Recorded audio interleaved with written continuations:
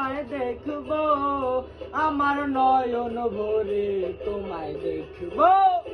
একটু দাঁড়াও দাঁড়াও ইয়া মুহাম্মদ, আমার নয়ন ভরে তোমায় দেখবো। একটু দাঁড়াও দাঁড়াও ইয়া মুহাম্মদ, আমার নয়ন ভরে তোমায় দেখবো।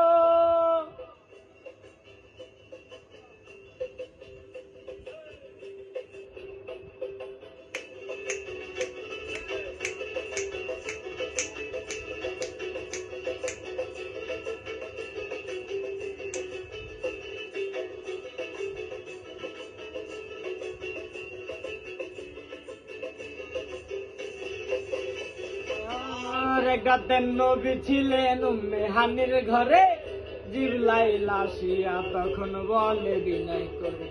আর রেগাতেন নবী ছিলেন উম্মে হানির ঘরে, জিবরাইল আসিয়া তখন বলে বিনয় করে। আর